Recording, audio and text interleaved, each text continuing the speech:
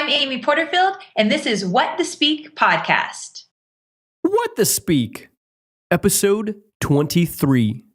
Now that we've spent the last 45 minutes covering all of our whiz-bangs, hoo-has, thingamajiggers, and features, are you ready to cut a check? Do you kick ass when you speak, present, or pitch? If not, these expert discussions and insider tips can help you right now, today. Welcome to the What the Speak podcast. I'm your host, Brian Kelly. Struggling with feeling comfortable in front of an audience when you present? Or maybe you're confident, but you have difficulty stumbling over filler words like and ah. Well, you can start kicking ass today by signing up for our weekly VIP updates. As a bonus, you'll also receive 11 free tips that will uncover 6 psychological secrets to public speaking, plus 5 tips on how to stop using filler words. Go to whatthespeak.com/VIP. Amy Porterfield, are you ready to answer the question, what the speak? I am ready. All right. So, Amy, you're one of the leading experts on Facebook marketing. You have amazing courses on the topic, and you put out a top-ranked podcast. But let's hear it directly from you. Can you briefly tell us about yourself and what you do? Yes. So I am an online marketer in terms of creating online programs specifically around social media, really focused on Facebook marketing. And I teach entrepreneurs how to build their business with Facebook marketing. So really the bulk of my business is centered around online programs. And then I do speaking in order to meet people, get the word out there, and really stay connected. Excellent. So what's the specific topic or topics that you usually talk about? So really, when it comes to speaking, I focus on Facebook marketing, specifically how to brand yourself with Facebook, how to build your authority and become that go-to source with Facebook marketing. And what I really love to talk about is Facebook advertising. So how small businesses can get big results with Facebook ads, and truly how to grow your email list with Facebook advertising. Great. Well, that gives us a good background, a good sense of what you've done. Now, I want to go back and I want to talk about your origin story as a speaker. So what exactly was it that got you into public speaking?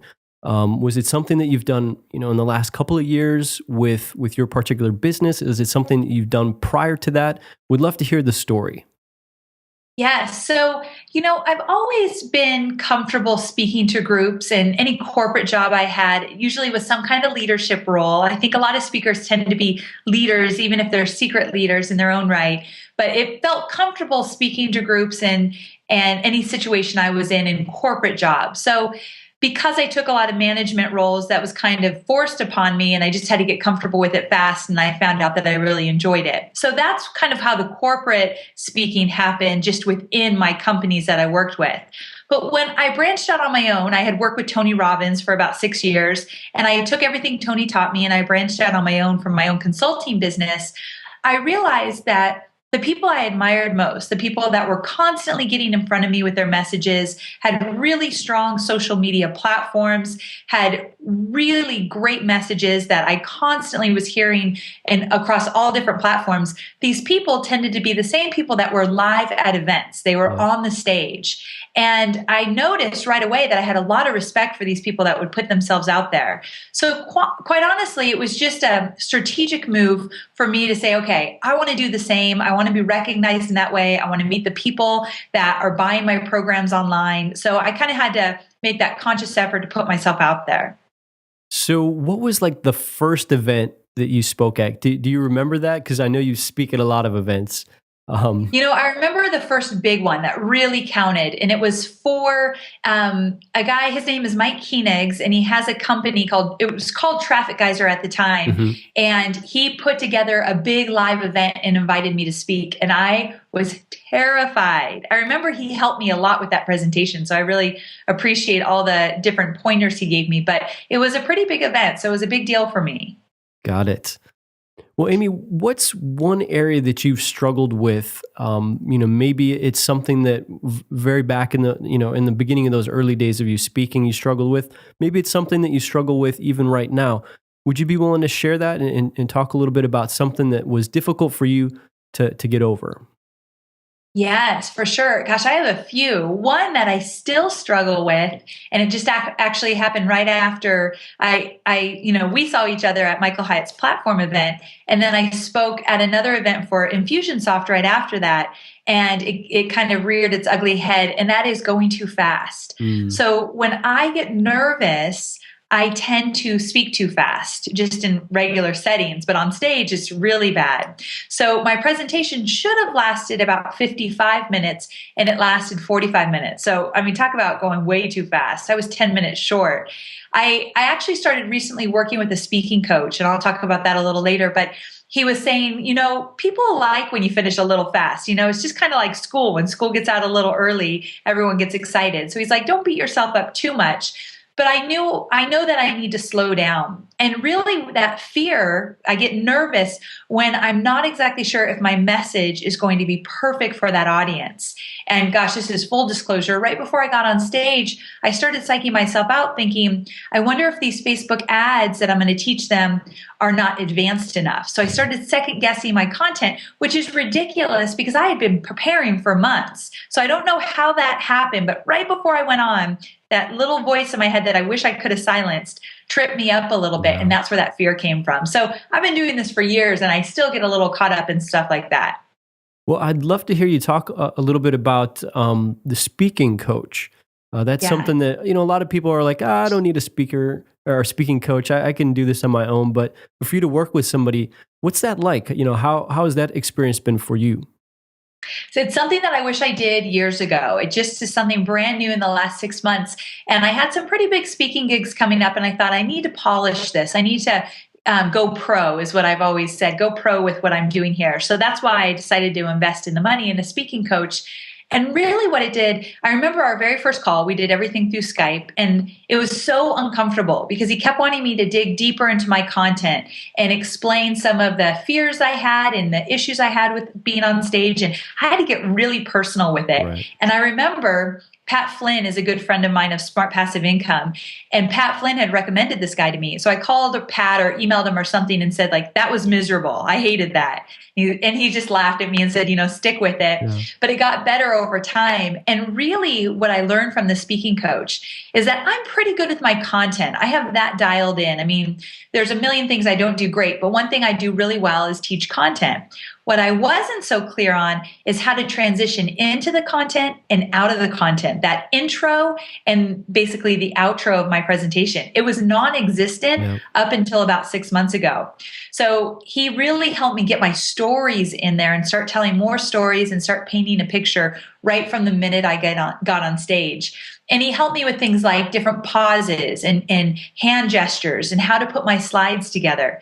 It's been a really great experience. Excellent. Well, Amy, thanks for sharing that. I know it's kind of pulling back the curtain a little bit and revealing some things that you've struggled with, but I really appreciate it, and I know it helps the audience. Great. So I want to now shift the focus of our discussion to talk about your expertise, your perspective that you have involving webinars, which is a unique kind of presentation. So the first thing I wanted to ask was why, have web-based presentations become so important for you? I am such a huge fan of webinars in general, live webinars, recorded webinars, and they've become such a big piece of the puzzle when it comes to putting my business together and my business model. And I think it's because of the ease of viewing.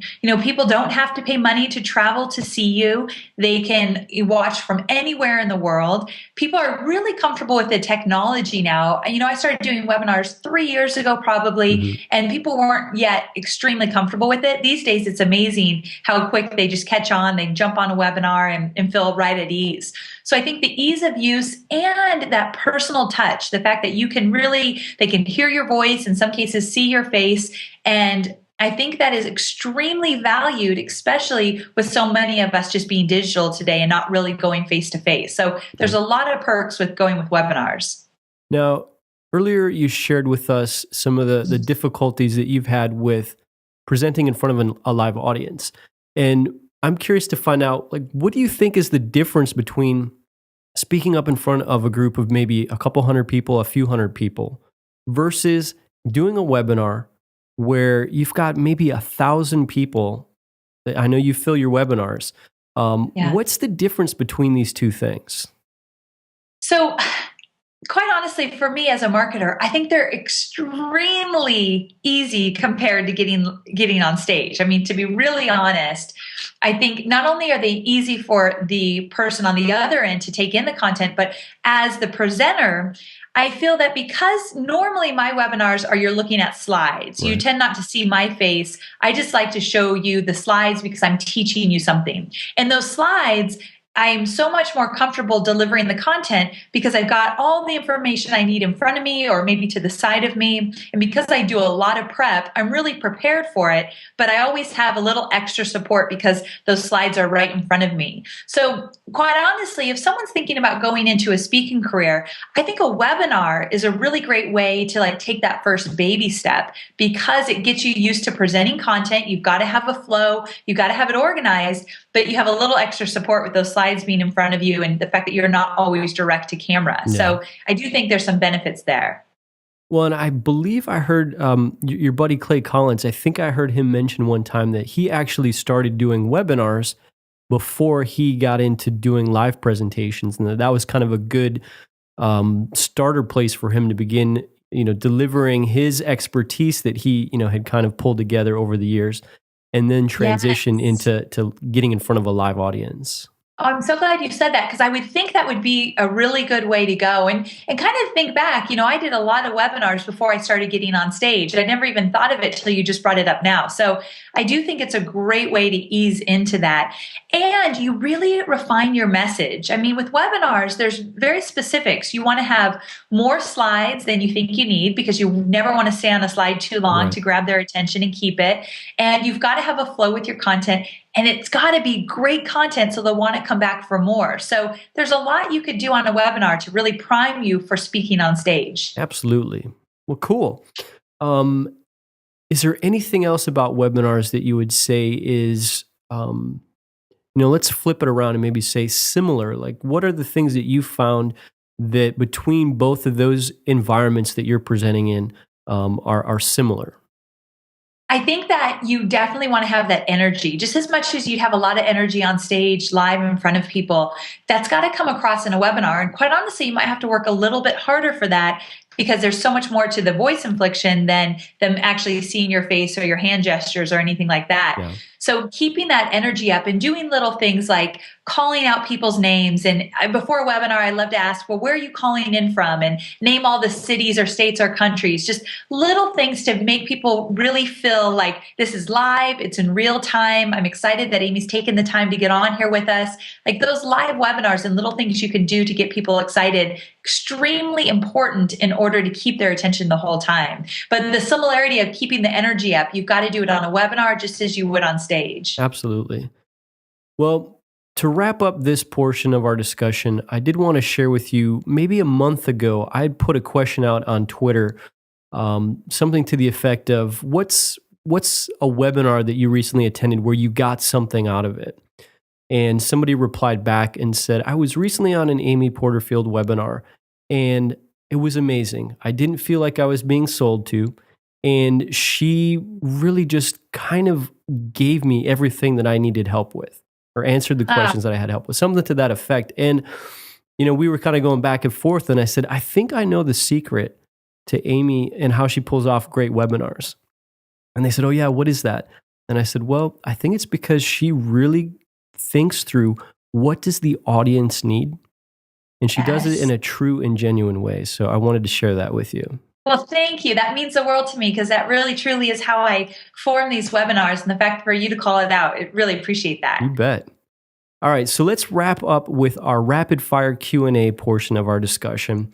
So really quick, just the first thing that pops in your mind, go ahead and share it. We've got a couple of fun questions here. So the first one is, do you prefer slides or no slides? Slides, 100%. All right. I could imagine that because It would be no fun to do a webinar with no slides, would it? No. All right. What's actually, who's a speaker that inspires you the most and why? Michael Hyatt. I'm just such a huge fan. And the reason being is his stories are so good. They're relatable. They make you laugh. They touch your heart. They're inspiring. So he's the ultimate storyteller. So Michael Hyatt for sure. Yeah, he's great. And by the way, he also has beautiful looking slides that he puts together. I know. I heard that he invested in those, which I think I'm all for that for sure. Excellent. All right. So the next one is, what's the funniest thing that's ever happened to you? Maybe for you, let's do in a live presentation, and then we'll do one that's the webinar. Okay, for a live presentation, you kind of had to be there, but this just happened where I presented at Infusionsoft and I was showing the right-hand column ads saying, do not do these ads. These are right-hand column ads because I'm all about running your ads in the newsfeed. Right. Well, I was at Infusionsoft and noticed that the right-hand column ads I'm telling them not to run was an Infusionsoft ad of one of their consultants. And I didn't say anything funny and everyone started laughing. I'm thinking, wow, I'm super funny. And I look over and I'm like mortified. It was funny, but it was really terrible that I did that. But luckily everyone laughed it off. That's good. And you just rolled with it, right? I just rolled with it. Yeah. Now you know you got to put stuff like that in there every time to get a good laugh. So true. So true. All right. So let's talk about webinar. What's the funniest, craziest thing that's happened to you on a webinar?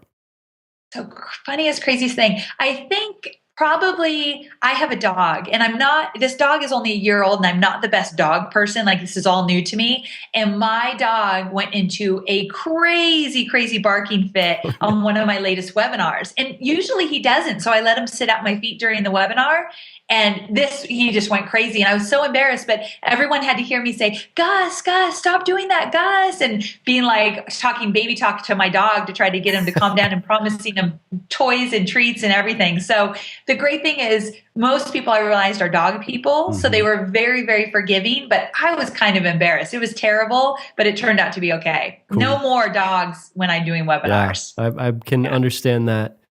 Yeah. See, now I thought you were gonna talk about the story that we discussed last week when your guest for the webinar ended up having a car accident. Okay, well, I didn't think that was so funny, but maybe heart attack wise, I will say, since we're on the topic, I'll say just really fast. I was doing a webinar with Clay Collins and I had over 1,000 people signed up for the webinar, which anyone that uses GoToWebinar knows that's like golden. You want a full webinar. Right. And I was waiting. We had a full webinar and Clay Collins never showed up. I couldn't get him on the phone. It was like almost 30 minutes in and I found out from his assistant he had gotten in a car accident. Thank goodness he was okay.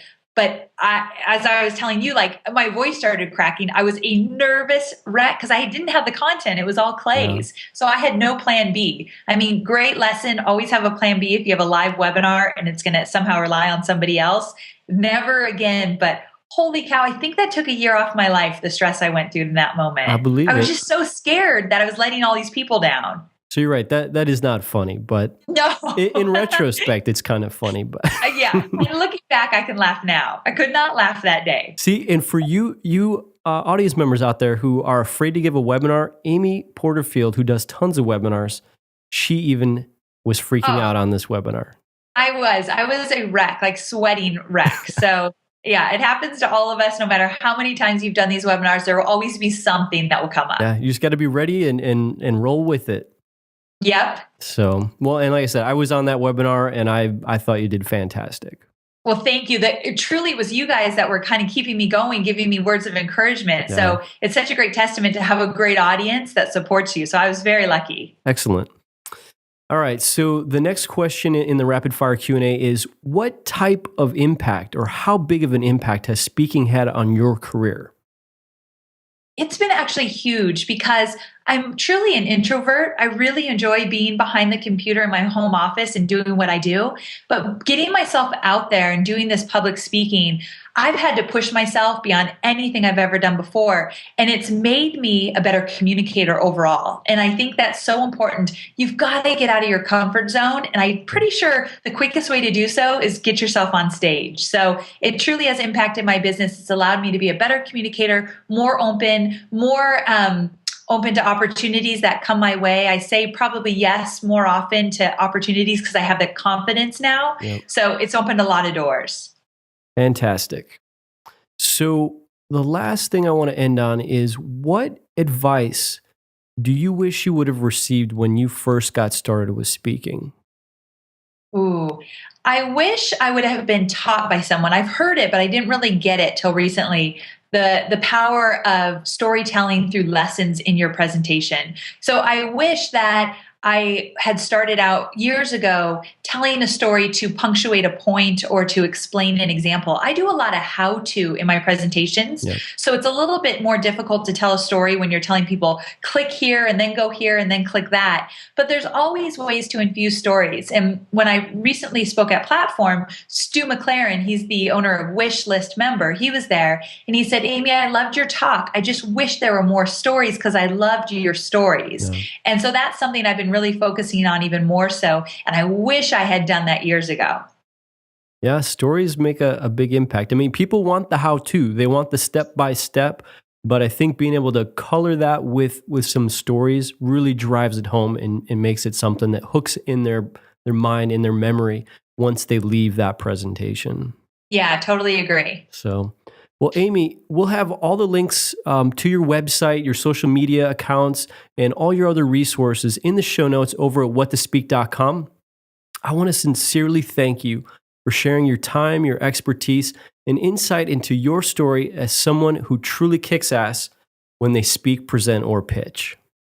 Well, thank you so much. It's an honor to be here. I truly appreciate it. Are you working out right now or listening to this episode while driving? If so, I know you're not able to leave a rating and review in iTunes at the moment. However, next time you're in front of your computer or smartphone, could you be sure to do so? Just go to whattospeak.com/audio or whattospeak.com/video. Thanks so much for your support. All right, here we go with the outro. Thanks so much for joining us today on What to Speak. Be sure to visit whattospeak.com for show notes on every episode and to sign up for our email list to stay updated on resources that'll help you kick ass when you speak, present, or pitch.